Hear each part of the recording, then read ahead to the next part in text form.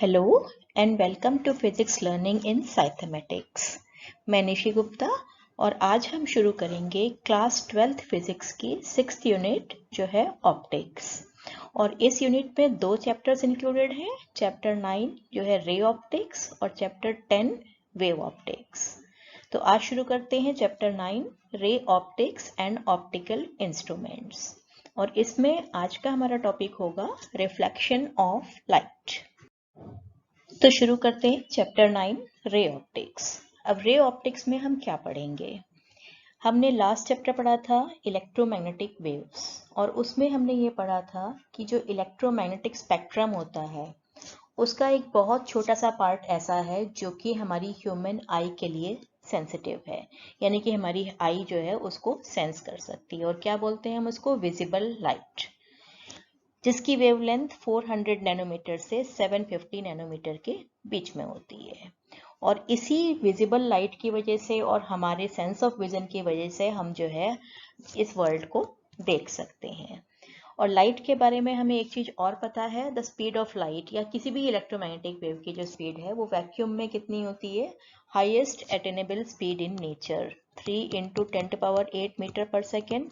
Highest attainable speed in nature मतलब इससे ज्यादा स्पीड नेचर में पॉसिबल नहीं है। ठीक है, तो ये जो लाइट वेव्स हैं, इलेक्ट्रोमैग्नेटिक वेव्स जो विजिबल पार्ट को बिलोंग करती है, इनकी वेवलेंथ काफी छोटी होती है। किससे कंपेयर करें? अगर हम उन साइज से उससे कंपेयर करें जो ऑर्डिनरी ऑब्जेक्ट्स जो हम एनकाउंटर करते हैं डेली लाइफ में, उनका साइज कितना होता है? कुछ सेंटीमीटर या कुछ मिलीमीटर हो सकता है। और इनकी वेवलेंथ होती है 400 नैनोमीटर से 750 नैनोमीटर। यानी कि अगर हम इन ऑब्जेक्ट्स के साइज से कंपेयर करें तो लाइट की वेवलेंथ बहुत कम है as compare to the size of the object. तो इस सिचुएशन में हम ये मान सकते हैं कि ये जो लाइट वेव है, it is travelling from one point two another along a straight line joining them, कि लाइट जो है वो एक स्ट्रेट लाइन में ट्रेवल कर रही है और इस स्ट्रेट लाइन पाथ को हम बोलते हैं रे ऑफ लाइट। और अगर बहुत सारी रेस का बंडल है तो उसको हम बोलते हैं बीम ऑफ लाइट। तो इस चैप्टर में रे ऑप्टिक्स में हम जो भी फिनोमेना पढ़ेंगे, रिफ्लेक्शन पढ़ेंगे, रिफ्रैक्शन पढ़ेंगे, डिस्पर्जन पढ़ेंगे, उन सब में हम यही कंसेप्ट यूज करेंगे that light is moving in a straight line in the form of रे and therefore it is called ray optics. तो पहला टॉपिक है reflection of light. Reflection of light क्या होता है कि जब लाइट की रे किसी भी सरफेस को स्ट्राइक करती है, चाहे वो प्लेन सरफेस है या कर्व सरफेस है, स्मूथ है या रफ है, तो स्ट्राइक करने के बाद, टकराने के बाद वो वापस पहले वाले मीडियम में जाती है। This phenomena of returning back of the light in the first medium after striking any surface is called reflection of light। और ये जो रिफ्लेक्शन है ये कुछ रूल्स को फॉलो करता है जिनको हम बोलते हैं लॉज ऑफ रिफ्लेक्शन। पहला रूल क्या है ये? The angle of incidence is equal to the angle of reflection. Angle of incidence क्या होता है? ये एक प्लेन मिरर देख रहे हैं आप इसमें फिगर में, और ये इंसिडेंट रे मीन्स ये लाइट जो है इस स्ट्रेट लाइन के अलोंग आकर इस ओ पॉइंट पर स्ट्राइक करती है सरफेस को। तो ये जो स्ट्रेट लाइन है जिसके अलोंग लाइट जो है सरफेस की तरफ जा रही है, that is called incident ray. और इस पॉइंट पर, ओ पॉइंट पर क्या है? O point, point of incidence, जहां पर लाइट आके गिरती है। इस पॉइंट ऑफ इंसिडेंस पे अगर हम सरफेस से एक 90 डिग्री का एंगल बनाएं, then this is called normal.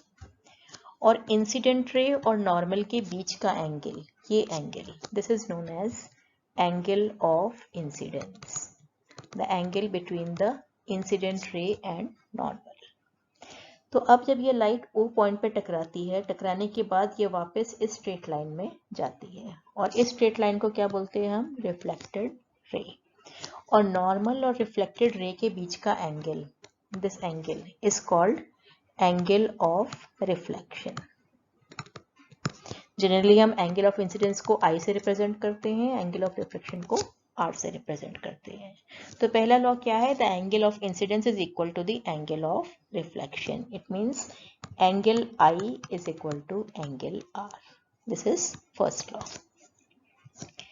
Second law क्या है? The incident ray, the normal at the point of incidence and the reflected ray all lie in the same plane. ये जो इंसिडेंट रे है, ये normal और reflected ray, ये तीनों एक ही प्लेन में होती हैं। यानी कि ये इंसिडेंट रे पहले आके स्ट्राइक किया इसने यहाँ पे ओ पॉइंट पे हमने नॉर्मल ड्रॉ कर लिया। तो ये जो इंसिडेंट रे और नॉर्मल हैं ये एक प्लेन में होंगे। ये जो प्लेन हम शेडेड में दिखाई दे रहा है इस प्लेन में होंगे। तो हमारी रिफ्लेक्टेड रे जो है वो भी इसी प्लेन में होगी। इसमें क्या है? Plane of the paper. और अगर ये ऐसा नहीं है कि ये रिफ्लेक्टेड रे जो है प्लेन ऑफ पेपर से फ्रंट की तरफ या बैक की तरफ जाएगी, वो इसी प्लेन में होगी। यानी कि ये तीनों चीजें, incident ray, reflected ray and normal, all lie in the same plane, and these laws of reflection are applicable to all surfaces including spherical surfaces also, and they are valid at each point on the surface, चाहे वो plane है या curved है, सब पर ये valid होते हैं। और मिरर क्या होता है? ये मिरर जो है, वैसे तो किसी भी ऑब्जेक्ट पर लाइट गिरती है तो उसका कुछ पार्ट तो रिफ्लेक्ट होता ही है, लेकिन मिरर एक शाइनिंग पॉलिश्ड सरफेस होती है जो कि मैक्सिमम लाइट को रिफ्लेक्ट करती है, उसको हम बोलते हैं मिरर। और ये मिरर दो तरह के हो सकते हैं, प्लेन भी हो सकता है और कर्व्ड भी हो सकता है। अगर सरफेस प्लेन है तो उसको हम प्लेन मिरर बोलेंगे, और अगर कर्व्ड है तो उसको हम कर्व्ड मिरर, स्फेरिकल मिरर बोलेंगे। तो पहले हम देखते हैं formation of image by plane mirror, कि प्लेन मिरर से इमेज कैसे बनती है। इमेज क्या होती है कि जो भी ऑब्जेक्ट होती है, जो भी हमने ऑब्जेक्ट मिरर के सामने रखी है, उसके किसी भी पॉइंट से जो लाइट की रे जा रही है और मिरर से टकरा रही है, रिफ्लेक्ट हो रही है, तो रिफ्लेक्ट होने के बाद जो रेज, जितनी भी रेज हैं, वो जिस पॉइंट पे जाके मिलती हैं या मिलती हुई दिखाई देती हैं, उस पॉइंट को हम इमेज कहते हैं। तो प्लेन मिरर से इमेज कैसे बनती है? ये एक प्लेन मिरर है, ये जो ब्लैक कलर की लाइन दिखाई दे रही है आपको, M dash, this is a plane mirror. कैसे रखा हुआ है? ये perpendicular to the plane of the paper. ठीक है, ये इसकी रिफ्लेक्टिंग सरफेस है। मिरर में हमेशा एक सरफेस रिफ्लेक्टिंग होती है और दूसरी जो है उस पर पेंट कर देते हैं, उस पर रिफ्लेक्शन नहीं होता है। तो ये हमने इस मिरर के एक परपेंडिकुलर लाइन ड्रॉ कर दी है जिसको हमने प्रिंसिपल लाइन बोला है, और इस लाइन पे ये एक ऑब्जेक्ट रखी हुई है। ये जो ए बी है ये एक ऑब्जेक्ट रखी हुई है लाइन पर। तो बी पॉइंट से जो रेज जा रही हैं, तो इमेज बनाने के लिए हमें दो रेज सफिशिएंट है। तो हमने पहली रे कैसे ली है? जो कि प्रिंसिपल लाइन से पैरेलल जा रही है, ऐसे जा रही है। तो इस केस में क्या है, ये यहाँ पे आके टकराती है और यहाँ पर जब ये जाती है, नॉर्मल जा रही है, इसका मतलब एंगल ऑफ इंसिडेंस 0 है, तो एंगल ऑफ रिफ्लेक्शन भी 0 होगा। यानी कि ये वापस इसी पाथ से, इसे टकराने के बाद वापस इसी पाथ से आई की तरफ जाएगी, जहाँ जिस पाथ से आई थी उसी से वापस लौट जाती है। दूसरी रे हम देख रहे हैं, ये इसी पॉइंट से, बी पॉइंट से चल रही है, लेकिन ये ऑब्लिकली जा रही है, किसी एंगल पे जाकर ये मिरर से टकराती है ओ पॉइंट पे। तो ये रे टकराने के बाद according to the rule of reflection, इतने ही एंगल पे ये इससे रिटर्न होगी। ये एंगल आर जो है, आई और आर दोनों इक्वल होंगे, जितने एंगल पे आई है ये उतने ही एंगल से वापस जाएगी। तो दो रेज ली है हमने, पहली रिफ्लेक्टेड रे टकराने के बाद ऐसे जा रही है, दूसरी रिफ्लेक्टेड रे टकराने के बाद इस डायरेक्शन में जा रही है। अगर हम इनको आगे प्रोड्यूस करेंगे तो हम देख रहे हैं इनका डिस्टेंस बढ़ता जा रहा है, तो ये कहीं भी नहीं मिलेंगी जाके। तो इनको अगर हम बैकवर्ड प्रोड्यूस करें तो ये इस पॉइंट पर आकर मिलती हैं या मिलती हुई दिखाई देती हैं। तो ये जो पॉइंट है वो बी की इमेज है, बी पॉइंट से चली थी ये रेस, तो ये बी की इमेज है बी डैश, और परपेंडिकुलर ड्रॉ कर देंगे तो ये ए डैश। तो ए डैश बी डैश जो है ये ए बी की इमेज है। ठीक है, इस इमेज की क्या क्या प्रॉपर्टीज हैं? Image formed by the plane mirror.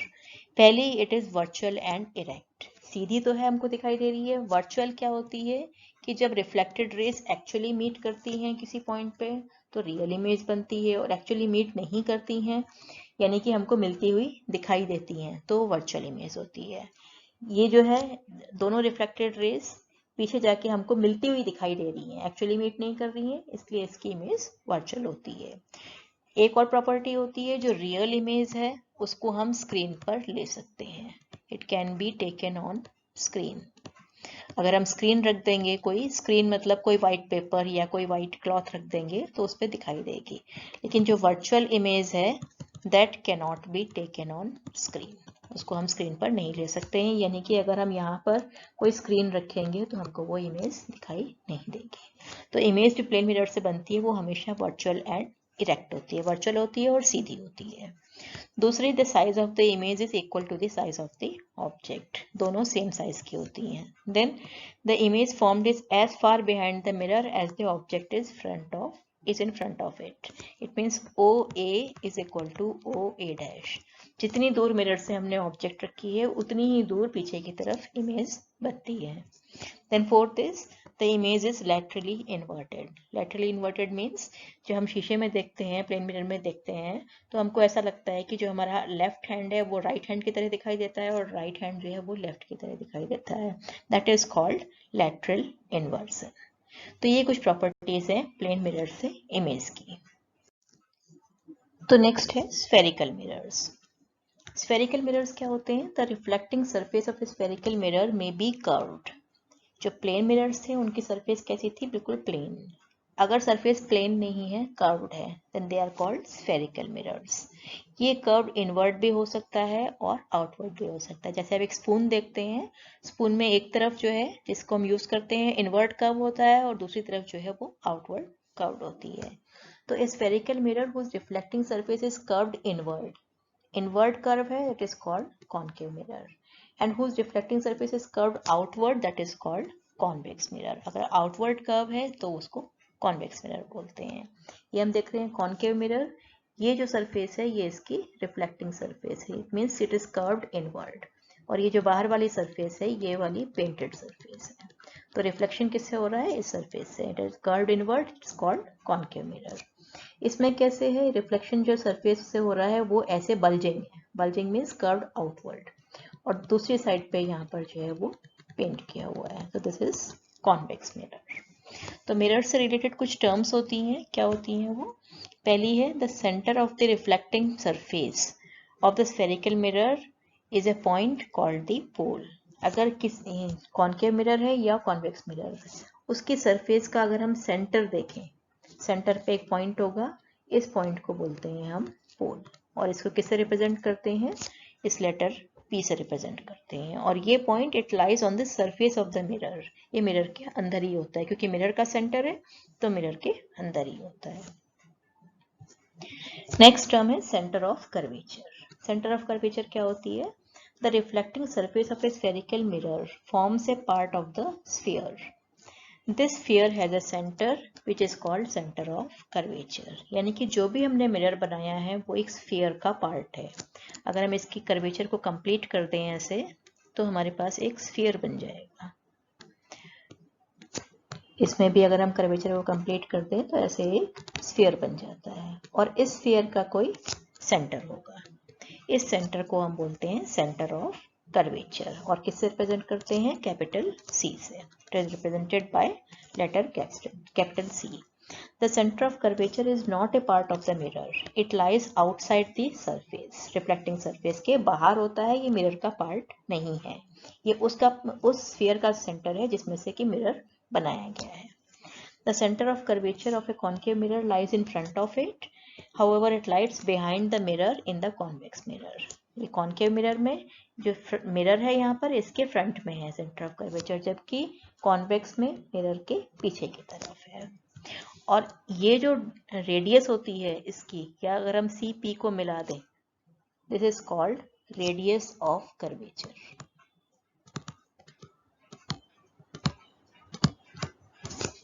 इधर भी CP, this is called radius of curvature, यानी कि उस स्फीयर की रेडियस जिसमें से कि मिरर को बनाया गया है, या हम कह सकते हैं पोल और सेंटर ऑफ कर्वेचर को मिला दें, that is called radius of curvature.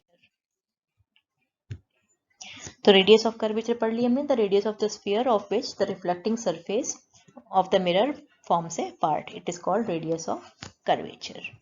Next term आती है the straight line passing through the pole and the centre of curvature is called principal axis. ये हम देख रहे हैं कॉनकेव मिरर, ये पोल है P और ये C। अगर हम इस लाइन को मिला दें, P और C को आपस में ज्वाइन कर दें, तो ये जो लाइन है this is called principal axis. इसी तरह से कॉनकेव मिरर में ये पोल है, ये सेंटर ऑफ कर्वेचर है, इस लाइन को अगर हम ज्वाइन कर दें P और C को, this is called principal axis. Principal axis is normal to the mirror at its pole. ये जो है पोल पर 90 डिग्री का एंगल बनाते हुए होती है, यानी कि परपेंडिकुलर होती है। Then the most important term is focus. The rays parallel to the principal axis falling on the concave mirror are meeting at a point on the axis of the mirror. This point is called focus. ये हम देख रहे हैं, ये raise जो है ये principal axis के पैरेलल आ रही हैं। ये मिरर से टकराने के बाद एक पॉइंट पर आकर मिलती हैं। This point is called focus of the concave mirror. कौन सा मिरर है ये? Concave mirror. तो ये इसका फोकस होता है। इसीलिए ये जो है सारी पैरेलल रेज को क्या कर रहा है? इकट्ठा कर रहा है एक पॉइंट पर, F पॉइंट पे जाके मिलती है। It is also called converging mirror. ठीक है, कन्वर्स कर रहा है रेस को। इसी तरह से हम कॉन्वेक्स में भी फोकस डिफाइन करेंगे। कॉन्वेक्स में हम क्या देख रहे हैं? The rays parallel to the principal axis reflected by the mirror appear to come from a point on the axis. ये रेस जो है पैरेलल जा रही है प्रिंसिपल एक्सिस के, लेकिन ये टकराने के बाद ऐसे जा रही है, ये ऐसे जा रही है, इस तरह से जा रही है, यानी कि ये एक दूसरे से दूर दूर जा रही है। अगर हम इनको पीछे की तरफ मिलाएं तो ये यहाँ पर आके एक पॉइंट से मिल जाती है, या हमको लगता है कि ये इस पॉइंट से आ रही हैं। This point is called focus. और क्योंकि ये रेस को फैला रहा है तो इस मिरर को जो है, ये जो कॉन्वेक्स मिरर है, इसको हम डाइवर्जिंग मिरर भी बोलते हैं, क्योंकि ये रेस को डाइवर्स कर रहा है। फोकस को हम F पॉइंट से रिप्रेजेंट करते हैं, और ये जो पोल और फोकस के बीच का डिस्टेंस है, this distance PF is called focal length. Pole से फोकस के बीच का distance that is called focal length. और एक टर्म और आती है, the diameter of this spherical surface, reflecting surface is called aperture. Diameter means ये यहाँ से यहाँ तक का, दोनों एंड्स को अगर हम ज्वाइन कर दें, ये सर्कुलर होता है ये, तो इसका जो डायमीटर है, एक सर्कल होता है मिरर, इसका जो डायमीटर है that is called aperture. MN is the aperture. तो नेक्स्ट है image formation bye spherical mirrors. किसी भी मिरर से इमेज बनाने के लिए हमको दो रेज चाहिए होती हैं, और जब ये दो रेज रिफ्लेक्ट होकर मिरर से किसी पॉइंट पर आकर मिलती हैं या मिलती हुई दिखाई देती हैं, तो हमको इमेज की पोजीशन पता लगती है। तो स्फेरिकल मिरर्स के केस में हम कौन कौन सी रेज ऐसी हैं जो कि हम इजिली कंसिडर कर सकते हैं? पहली है, a ray parallel to the principal axis after reflection will pass through the focus in case of concave mirror and appear to diverge from the focus in case of convex mirror। यानी कि अगर हम concave mirror में कोई भी रे principal axis के parallel लें तो वो रिफ्लेक्ट होने के बाद फोकस से ही जाएगी, और कॉन्वेक्स मिरर में अगर हम रे पैरेलल लेते हैं प्रिंसिपल एक्सिस के तो वो रिफ्लेक्ट होने के बाद फोकस से आती हुई दिखाई देती है। और ये हमने कैसे लिया है? According to the law of reflection ही लिया है हमने। ये रे जो है ये O पॉइंट पे आके इंसिडेंट होती है, अगर हम O को C से मिला देंगे तो OC जो है इस पॉइंट पर नॉर्मल होगा। नॉर्मल होगा तो ये एंगल और ये एंगल, यानी कि एंगल I और एंगल R, ये दोनों इक्वल होंगे, यानी कि थीटा के इक्वल मान लेते हैं हम इसको। ठीक है, अब ये लाइन क्योंकि प्रिंसिपल एक्सिस के पैरेलल है तो ये एंगल जो बन रहा है यहाँ पे, ये इसके इक्वल होगा। कितना होगा? ये भी थीटा होगा। तो अगर हम ये ट्राइंगल देखें, in triangle COF, angle C is equal to angle O is equal to theta. ये भी थीटा है और ये एंगल भी थीटा है, दो एंगल्स इक्वल हैं, यानी कि आइसोसेलेस ट्राइंगल है, यानी कि इसके सामने की साइड्स भी इक्वल होंगे। या हम लिख सकते हैं CF is equal to FO। और अगर O और P पॉइंट्स हम क्लोज लें, यानी कि शॉर्ट अपर्चर वाले मिरर्स लें, तो हम लिख सकते हैं इसको O को P से रिप्लेस कर सकते हैं, यानी कि FP। CF is equal to FP. It means F is midpoint of CP. यानी कि F क्या है? F is the focus. तो इसका मतलब ये फोकस से पास होंगी। सेकेंड रे हम इसके जस्ट ऑपोजिट लेंगे। ऑपोजिट मीन्स ये फोकस से, अगर कॉनकेव मिरर है तो फोकस से पास होके जा रही है ये रे। कॉन्वेक्स मिरर है तो फोकस की तरफ जा रही है, और ये रिफ्लेक्ट होने के बाद क्या होगी, पैरेलल हो जाएंगी दोनों ही केस में, प्रिंसिपल एक्सिस के पैरेलल इमर्ज करेंगी। देन थर्ड रे जो हम लेंगे, द रे passing through the centre of curvature of the concave mirror or directed in direction of center of curvature in the convex mirror. Ray is reflected back along the same path.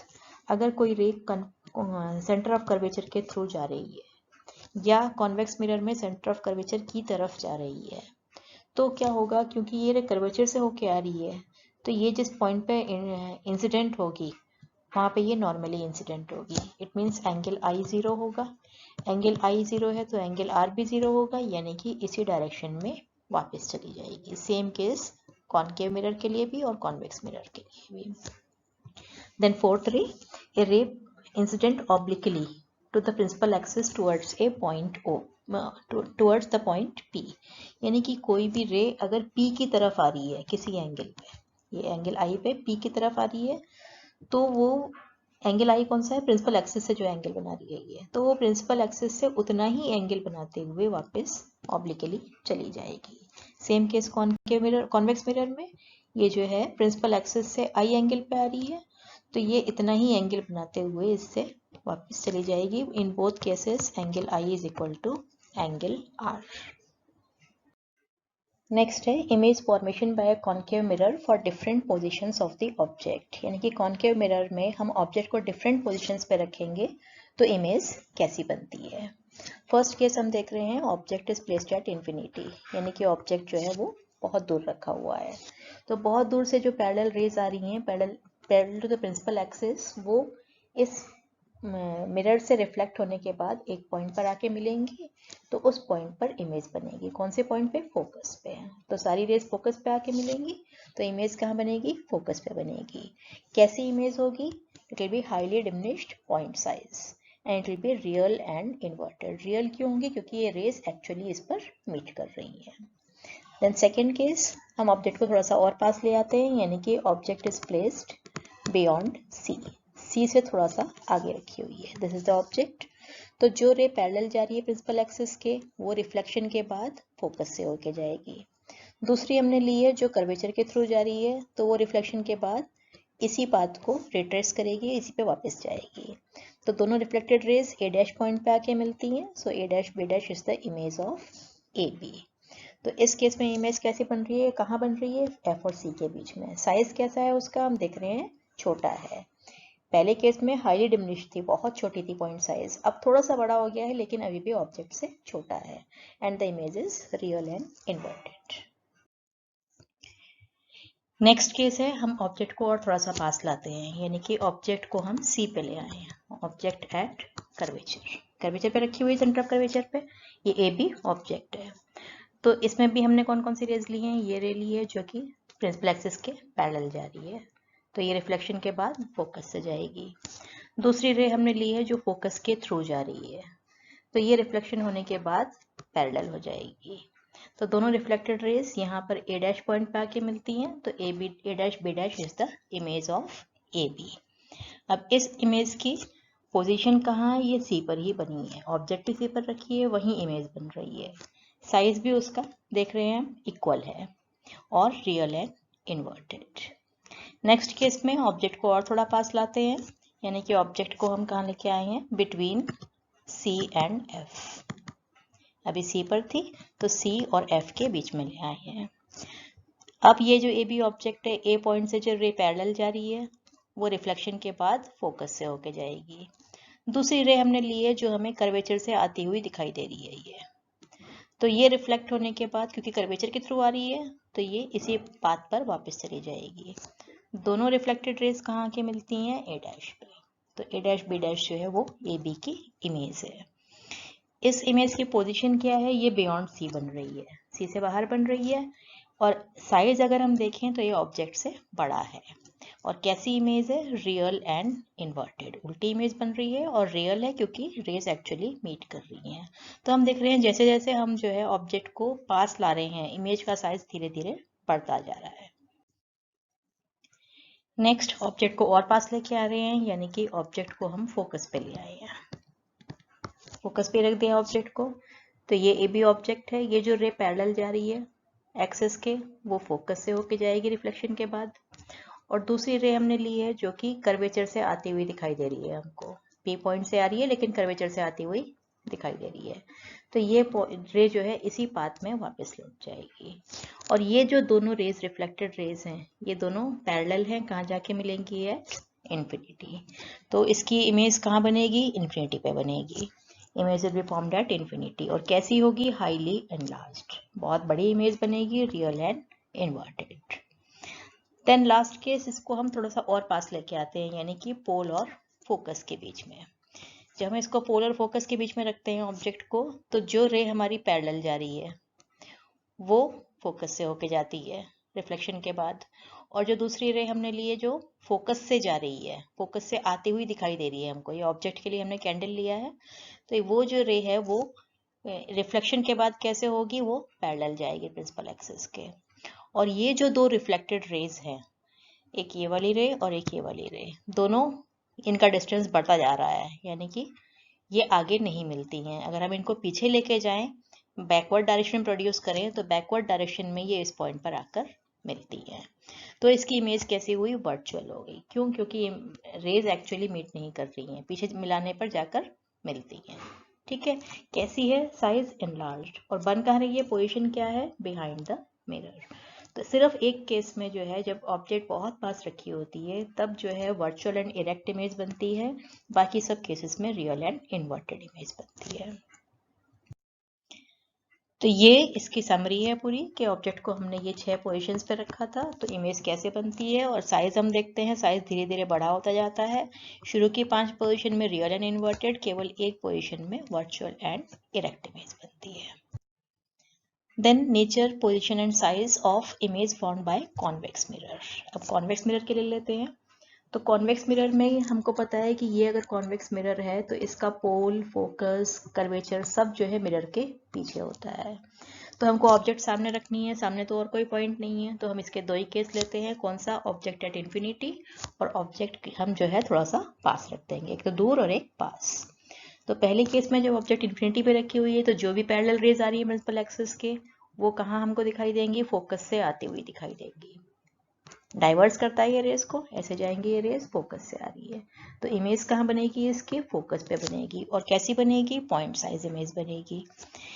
Image is formed at the focus behind the mirror, highly diminished point size. और कैसी है ये, nature कैसी है इसकी, virtual and erect. Virtual क्यों है, क्योंकि ये दोनों रिफ्लेक्टेड रेज जो है वो एक्चुअली मीट नहीं कर रही हैं, इनको हम पीछे मिलाते हैं तब जाके ये अपीयर होती है कि इस पॉइंट से आ रही हैं।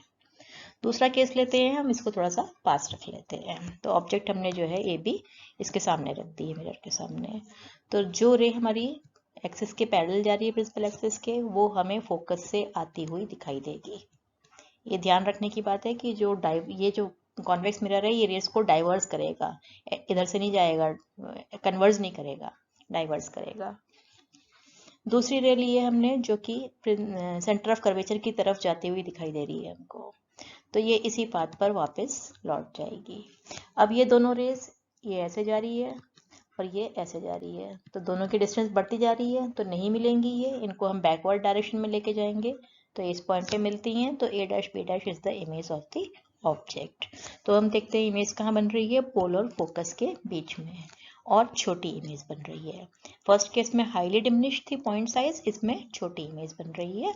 और वर्चुअल एंड इरेक्ट, यानी कि दोनों कहीं भी रखे हम ऑब्जेक्ट को, इसमें इमेज हमेशा वर्चुअल एंड इरेक्ट ही बनती है। Then uses of mirror, mirrors को यूज कहाँ करते हैं, कॉनकेव मिरर के uses. Concave mirrors are commonly used in torch, search lights and vehicle headlights. Torch के पीछे लगाते हैं, बल्ब के पीछे, या सर्च लाइट में या व्हीकल्स में जो हेडलाइट है उसके पीछे लगाते हैं। क्यों, क्योंकि जो बल्ब है वो फोकस पे रखा होगा, तो हमको एक powerful parallel beam of light मिल जाएगी उससे। Then they are also used as shaving mirrors to see large image of the face. लेकिन ये कब होगा, जब ऑब्जेक्ट जो है बहुत पास रखी हुई है। इसी तरह से dentist use concave mirror to see enlarge image of the teeth of the patient. In this case also जो है the object is placed very near the mirror. Then large concave mirrors are use to concentrate sunlight to produce heat in solar furnaces या solar cooker में, इनमें जो है हमको क्या करना होता है, लाइट को हमको एक पॉइंट पे फोकस करना होता है। और कॉनकेव मिरर क्या होता है, कन्वर्जिंग मिरर होता है। तो सन से दूर से जो रेज आ रही हैं वो सबको एक पॉइंट पे यानी कि फोकस पे कन्वर्ट कर देता है।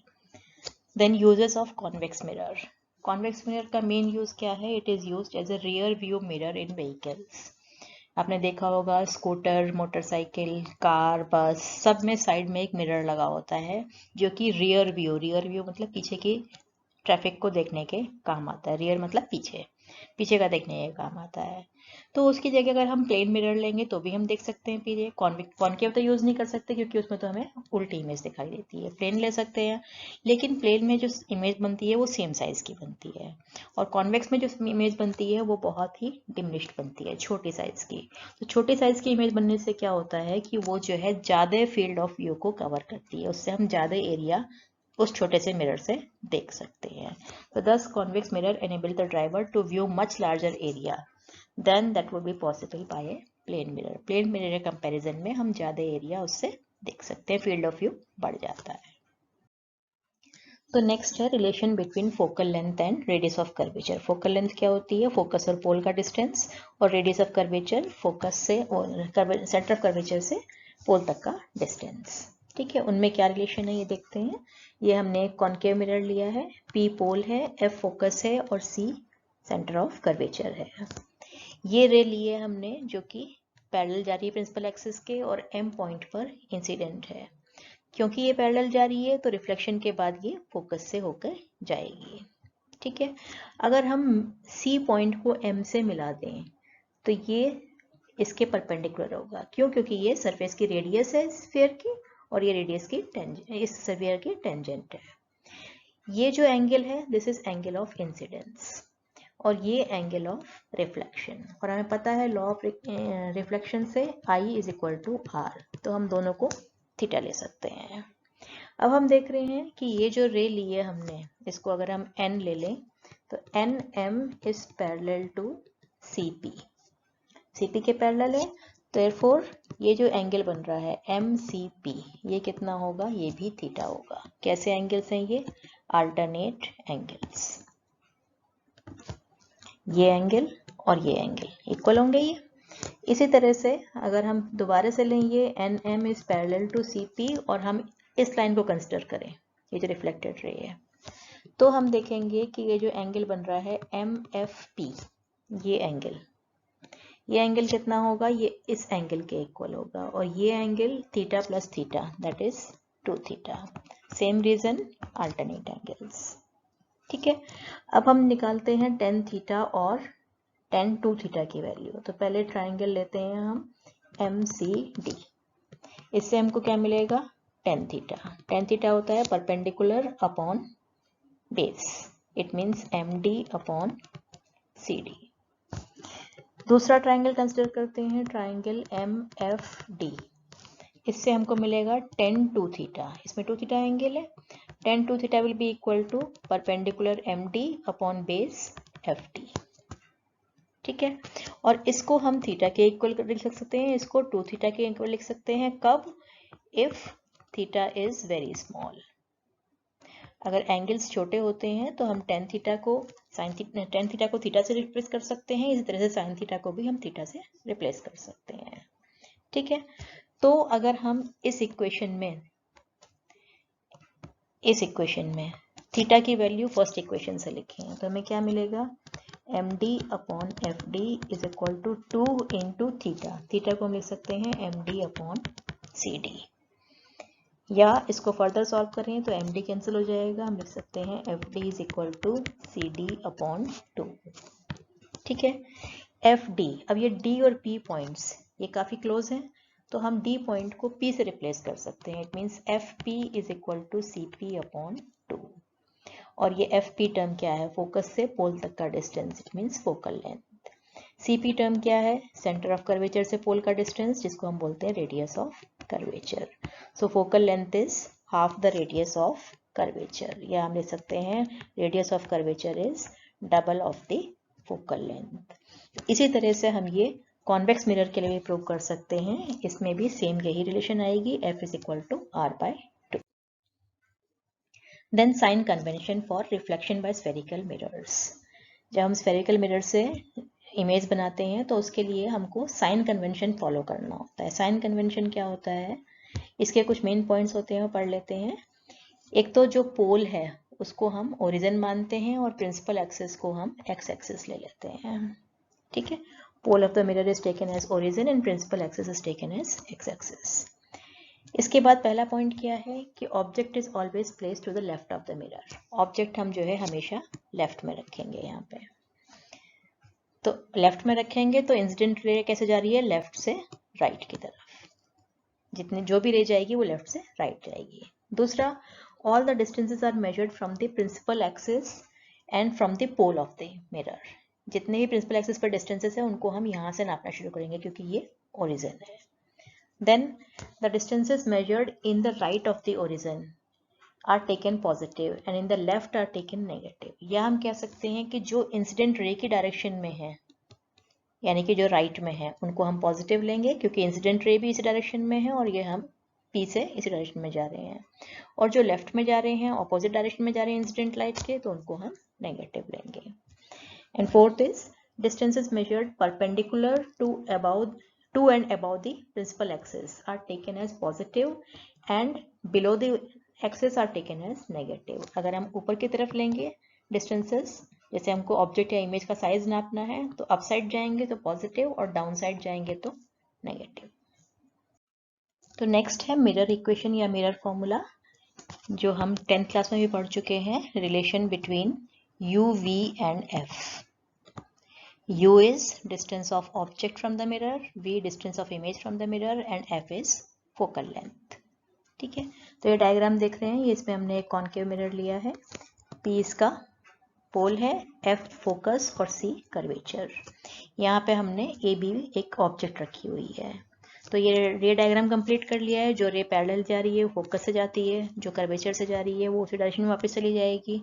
और एक रे और ले ली है हमने जो कि P पॉइंट पर इंसिडेंट है, तो वो इक्वल एंगल बनाते हुए इसी पॉइंट से ऐसे चली जाएगी। अब हमको निकालना है U, V और F में रिलेशन। U मार्क कर रखा है हमने, U is distance of object from the mirror, V distance of image from the mirror और F फोकल लेंथ। तीनों मार्क कर रखी है हमने इसमें। अब हम देखते हैं कि इस फिगर में कौन कौन से हमको सिमिलर ट्राइंगल्स मिलते हैं।